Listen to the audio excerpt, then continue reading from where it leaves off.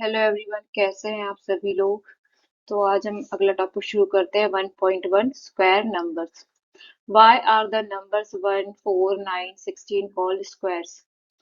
We know that the number of units square in a square, the area of a square is the product of its sides. The table given below, the area of square with different sides.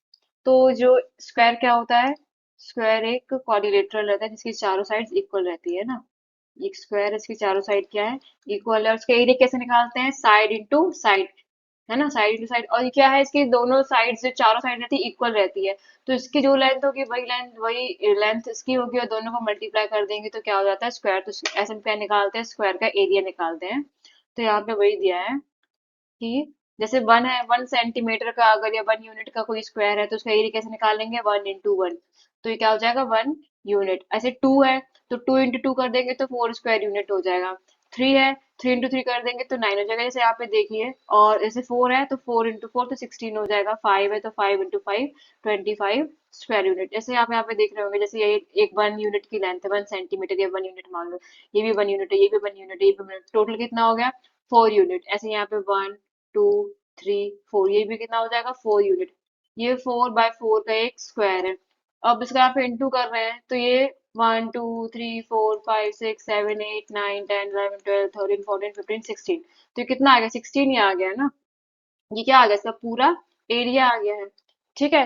तो यहाँ पे आगे क्या कह रहा है? We use the following notation for squares. और हम स्क्वायर्स को लिखने का एक और तरीका क्या है? यहाँ पे 1 इंटू 1 की जगह हम क्या लिख सकते हैं? 1 पे 2 की पावर। ऐसे 2 पे, जैसे 2 इंटू 2 के क्या लिख सकते हैं? 2 पे 2 की पावर। 2 पे 2 की पावर का मतलब क्या हो जाएगा? 2 इंटू 2। ठीक है, इसका मतलब क्या हो जाएगा? 4। ऐसे 3 इंटू 3, तो इस पे क्या लिख सकते हैं? 3 की पावर 2। ऐसे 4 है तो 4 इंटू 4 पे क्या लिख सकते हैं? 4 की पावर 2। ठीक है। और इसको पढ़ते कैसे हैं? In general for any number N we write N into N is N square, which we read as N square. जिसको हम क्या रीड कर सकते हैं? N square. N square, 4 square, 5 square, 6 square, 7 square, है ना। ये इसका आंसर हो जाएगा। ऐसे जैसे जैसे मान लो, जैसे यहाँ पे ये स्क्वायर है, ये कितने का है? 1 2 3 4 5, ये 5 सेंटीमीटर का है। ये भी 5 सेंटीमीटर का है। अब जो हम एरिया निकालते हैं वो क्या करते हैं? Side into side. ये एरिया निकालते हैं ना, एरिया से। तो साइड कितनी है? 5 सेंटीमीटर, और ये भी कितना है? 5 सेंटीमीटर। तो ये कितना हो जाएगा? 25 सेंटीमीटर स्क्वायर। अब स्क्वायर क्यों लग रहा है? क्योंकि यहाँ पे सेंटीमीटर सेंटीमीटर का मल्टीप्लाई हो रहा है, इसलिए यहाँ पे सेंटीमीटर स्क्वायर हो रहा है। ठीक है। आगे चलते हैं। We have can we have a square of side length 3/5 और 2.5? क्या हम ऐसे स्क्वायर ले सकते हैं जिनकी लेंथ क्या हो? 3/5 और 2/5, 2.5? तो हाँ, there are there the area of the square unit are, जिसका एरिया क्या हो जाएगा? 3/5। 3/5 का स्क्वायर। अगर आप ऐसा दिख रहे हैं तो ये गलत है, क्योंकि इसका मतलब क्या हो जाएगा? 3 इंटू 3/5। ये गलत है, बच्चे ऐसा लिख देते, जबकि लिखना कैसे चाहिए? 3/5 का होल स्क्वायर। ऊपर नीचे पूरा बड़ा ब्रैकेट बना के उस पे उसके बाहर स्क्वायर लिखना है, अंदर भी नहीं लिखना, बाहर लिखना है। तो इसका मतलब क्या हो जाएगा? 3 इंटू 3 अपॉन 5 इंटू 5। इसका आंसर क्या हो जाएगा? 9/25। ऐसे इसमें लिखा है 2.5 का स्क्वायर करेंगे तो 2.5 इंटू 2.5, जिसका आंसर क्या आ जाएगा? 6.25। आगे क्या लिखा है? The square of natural numbers are called perfect square. For example 1 4 9 16 25 all are perfect square.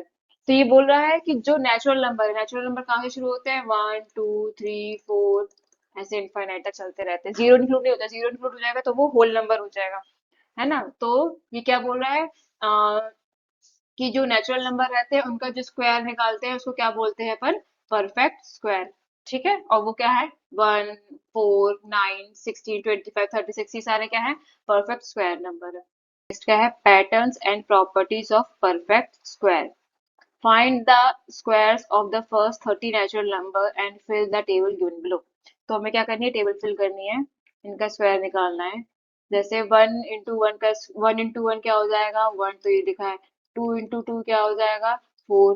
3 into 3 क्या हो जाएगा? 9। 4 इंटू 4, ऐसे ही बाकी सारे नंबर्स का लिखेंगे। तो ये टेबल आप कंप्लीट करना है ऐसे। आगे क्वेश्चन क्या दिया है, what pattern do you notice, तुम क्या पैटर्न नोटिस किया है, शेड ऑब्जर्वेशन एंड मेक कंजेस्चर, और जो भी तुमने पैटर्न नोटिस किया, जो भी तुम्हें समझ में आ रहा है उसको तुम्हें बताना है। ये कोई मतलब ऐसा परमानेंट वो नहीं है, लेकिन परमानेंट परमानेंट चीज समझ में, कंजेशन का मतलब क्या है कि परमानेंट नहीं है, बस आपको जो अंडरस्टैंडिंग हो रही है उसको पढ़ के वो आपको बताना है। ठीक है, इसमें क्या लिखा है, study the square in the table above, what are the digits in the unit place of these numbers, all these numbers end with 0 1 4 5 6 9 and none of them with 2 3 7 and 8। ये कंजक्शन है कि क्या है कि आप देख रहे हैं कि यहाँ पे जो यूनिट डिजिट आ रही है सारे स्क्वायर्स निकालने के बाद भी 1 है 4 है 9 है 6 है 5 है और 0 है। इसके अलावा और कुछ भी यूनिट डिजिट्स नहीं आ रही। यूनिट डिजिट आपको यहाँ पे 2 नहीं दिखेगी, 3 नहीं दिखेगी, 7 नहीं दिखेगी, 8 नहीं दिखेगी, आपको ये सारे नंबर यहाँ पे यूनिट डिजिट का जो स्क्वायर आ रहा है वहां पे आपको, यहाँ पे देखो 2 नहीं दिख रहा है कहीं पे, यहाँ पे 2 नहीं है कहीं पे, यहाँ पे 2 नहीं है, यहाँ पे कहीं पे भी आपको 2 नहीं दिखेगा, स्क्वायर स्क्वायर निकालने के बाद 3 नहीं दिखेगा, 7 नहीं दिखेगा, 8 नहीं दिखेगा, है ना। तो यही अपन को टेबल देख के समझ में आ रहा है। Is a number end in 0 1 4 5 6 9 is always a square number? क्या जो नंबर एंड हो रहे हैं यहाँ पे जिनकी यूनिट डिजिट क्या है, जिन नंबर्स की यूनिट डिजिट ये सारी है, तो क्या वो जरूरी है कि वो स्क्वायर नंबर हो? तो नहीं। The number 16 and 36 are both square with 6। ठीक है, जो 16 है और जो 36 है, इनके बोथ में यूनिट डिजिट क्या है, 6 है। However, 26, whose unit digit is also 6, it is not a square. Therefore, we cannot determine if a number is a square just by looking at the digit in the unit place. But the digit, but the unit digit can tell us when a number is not a square. If a number ends with 2, 3, 7, 8, we can definitely say that it is not a square. ये बोल रहा है कि जैसे आप 4 का square क्या होता है, 16, 5 का स्क्वायर 6 का स्क्वायर क्या होता है, 36। ये दोनों की यूनिट डिजिट क्या है, 6 6 है। और ये अपन को पता है कि ये क्या है, परफेक्ट स्क्वायर नंबर है ना। लेकिन जो 26 नंबर है यहाँ पे भी यूनिट डिजिट 6 है, लेकिन ये एक परफेक्ट स्क्वायर नंबर नहीं है। तो हम ये नहीं हम यूनिट डिजिट को देख के ये नहीं बोल सकते कि ये नंबर परफेक्ट स्क्वायर नंबर है या नहीं। लेकिन हम यूनिट डिजिट देख के ये चीज जरूर बोल सकते हैं कि अगर एंड में 2 3 7 और 8 आ रहा है तो वो एक परफेक्ट स्क्वायर नंबर नहीं है। जैसे यहाँ नंबर लिखा है 253, यहाँ पे यूनिट डिजिट क्या है, 3, तो ये एक परफेक्ट स्क्वायर नंबर नहीं है। अगर ऐसा लिखा है 397, तो ये भी एक परफेक्ट स्क्वायर नंबर नहीं है, ये हम डेफिनेटली बोल सकते हैं। अगर यहाँ पे एंड में लिखा हो, जैसे एंड में लिखा हो जैसे 256 लिखा है, तो हम बोल सकते हैं कि ये एक परफेक्ट स्क्वायर नंबर हो सकता है, पॉसिबिलिटी है, क्योंकि यहाँ पे लास्ट में 6 है, हमें लेकिन अब चेक करना पड़ेगा। तो वो यही बोल रहा है। लेकिन अगर लास्ट में आगे चलते हैं, write 5 numbers such that you can determine by looking at their unit digits that they are not square। आपको ऐसे 5 नंबर्स लिखने हैं जिनको देख के आप बता सके कि ये एक परफेक्ट या ये एक स्क्वायर नंबर नहीं है। फिर जैसे आपने लिख लिया 87, है ना, और 92, ऐसे ही अपने लिख लिया है 352 और 428। तो ये सारे क्या है, परफेक्ट स्क्वायर नंबर्स नहीं है, मतलब ये स्क्वायर नंबर की कैटेगरी में नहीं आएंगे। और लिख लो 398।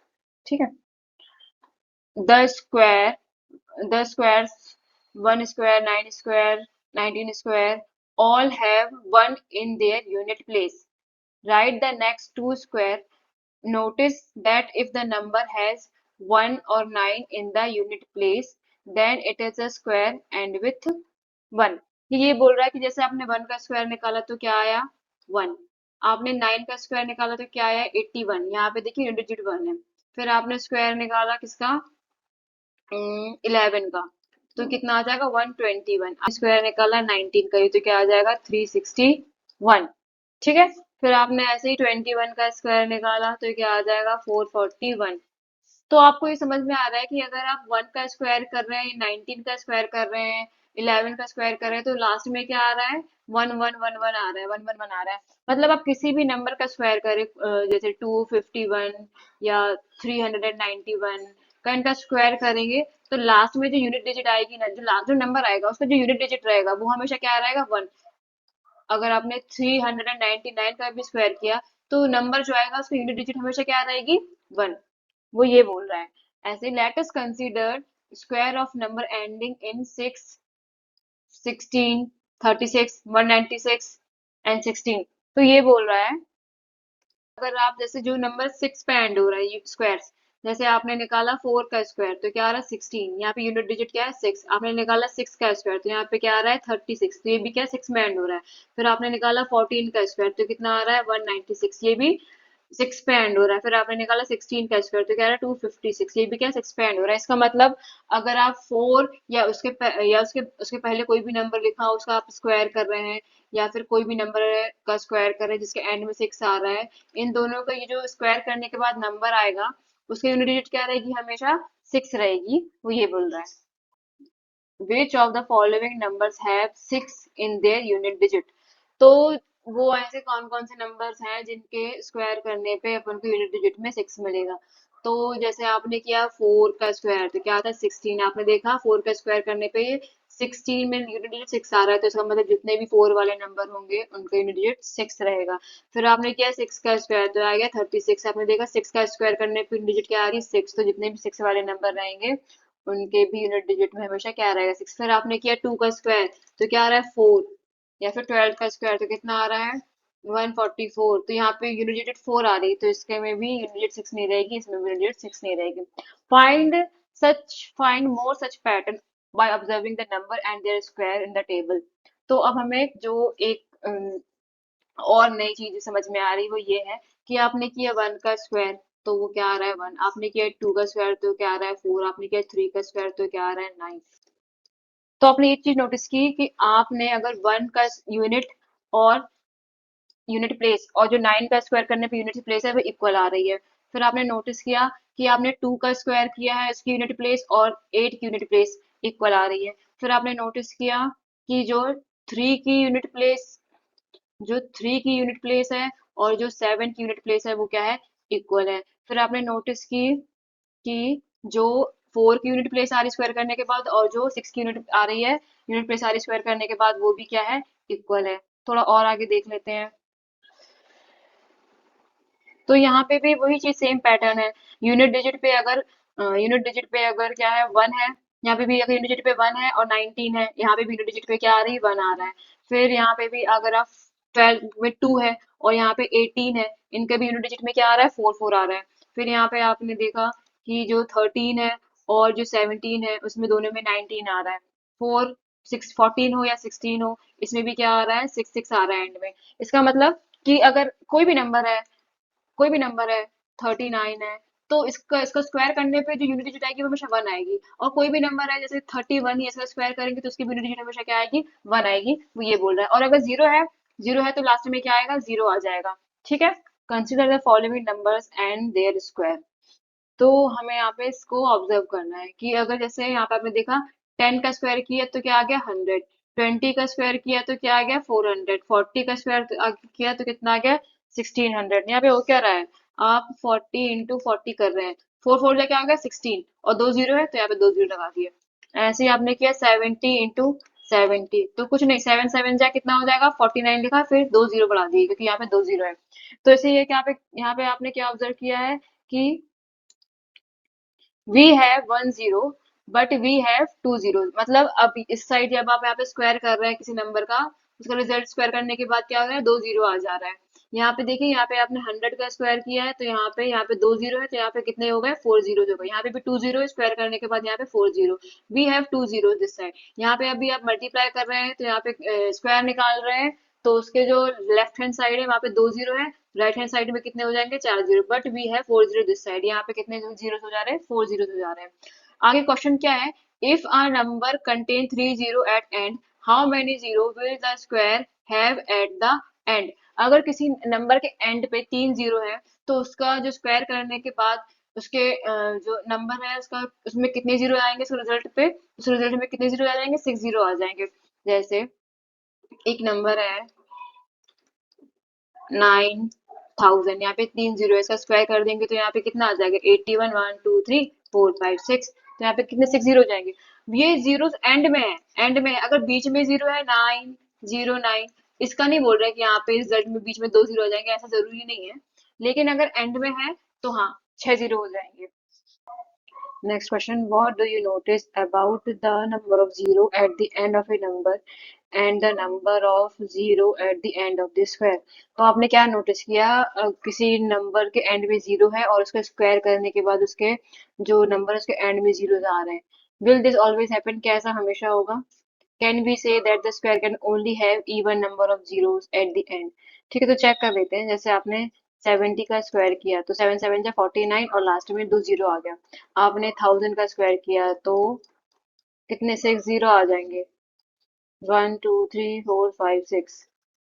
इसका मतलब अगर अगर लास्ट में एक जीरो है तो डबल हो रहे हैं, तीन है तो छह हो रहे हैं, अगर दो है तो चार हो जाएंगे। तो हाँ, वो जो नंबर ऑफ जीरोस रहेंगे वो हमेशा क्या रहेंगे, इवन रहेंगे, क्योंकि वो डबल हो रहा है ना।